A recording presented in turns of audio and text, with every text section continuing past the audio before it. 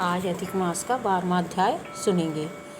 देवर्षि नारद जी ने भगवान नारायण से पूछा, हे प्रभु, जब भगवान शिव जी चले गए तब शोकग्रस्त उस बाला ने क्या किया?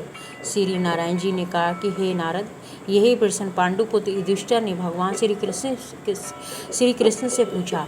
भगवान श्री कृष्ण ने युधिष्ठिर को जो उत्तर दिया था वही मैं तुमसे कहता हूँ, ध्यानपूर्वक सुनो। श्री कृष्ण बोले, हे राजन, शिव जी के जाते ही उस बाला का तेज नष्ट हो गया।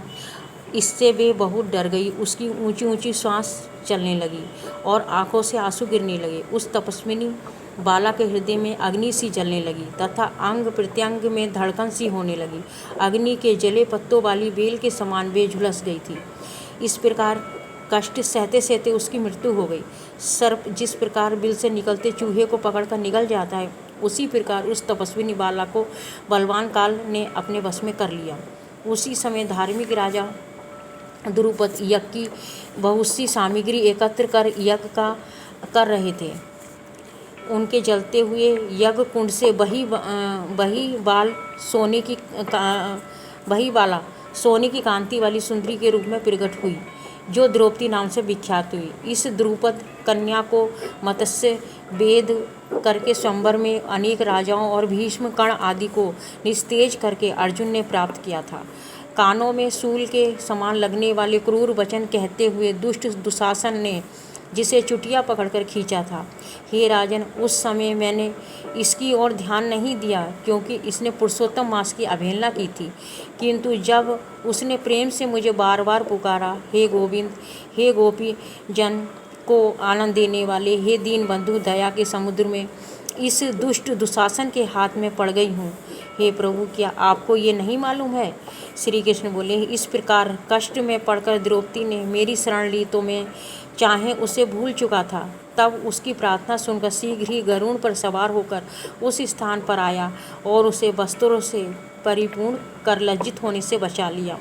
इतना होने पर भी पुरुषोत्तम मास की अवहेलना वश में उसकी तरफ से उदासीन रहता था, क्योंकि पुरुषोत्तम मास के विरोधी को मैं गिरा देता हूँ। इसलिए अब आगामी पुरुषोत्तम मास की तुम सेवा करो। यमराज दंड देते हैं। भगवान कृष्ण ने इस प्रकार द्रौपदी एवं पांडवों को समझाया और द्वारिका जाने की इच्छा से कहने लगे, हे राजन, द्वारिकावासी मेरे विरह में व्याकुल हैं। मैं आज ही द्वारिका के लिए जा रहा हूँ। श्री नारायण जी बोले, भगवान श्री कृष्ण को इस प्रकार कहकर चलने को उद्धत देखकर गदगद हो गए। पांडव बोले, हे जनार्दन, आप हमारे जीवन दाता हैं, आप हमारी रक्षा करें। हे जगतपते, हमें कहीं भुला ना देना। हमारे चित्तरूपी भंवरों को अपने चरण कमल में स्थान दो, वही हमारा जीवन है।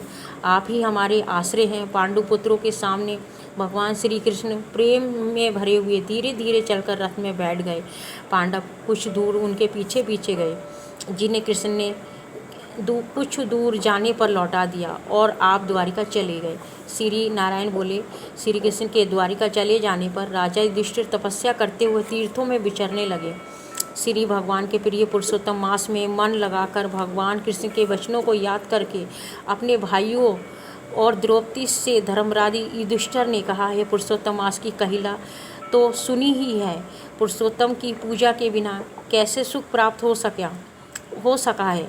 जिस प्राणी ने पुरुषोत्तम पूजन किया वही धन्य है तथा श्रेष्ठ एवं पूज्य है। इस प्रकार पांडवों ने सब तीर्थों में घूमते हुए पुरुषोत्तम मास आने पर उसका व्रत नियम पालन किया। अंत में भगवान श्री कृष्ण की कृपा से 14 वर्ष पूर्ण होने पर उन्होंने निष्कंटक राज्य प्राप्त किया। इससे पहले भी सूर्यवंशी राजा दृढ़दंभा पुरुषोत्तम मास के व्रत के प्रभाव से बड़ी सुख समृद्धि, पुत्र पौत्र आदि का अपूर्व सुख तथा अनेकों भोग कर बड़े बड़े योगियों को दुर्लभ भगवान के लोक को प्राप्त हुआ। हे मुनि, इस मास का महात्म्य करोड़ों कल्प बीतने पर भी मुझ में कहने का सामर्थ्य नहीं है। हरिहर महादेव। 13वां अध्याय का अगले दिन पाठ सुनेंगे।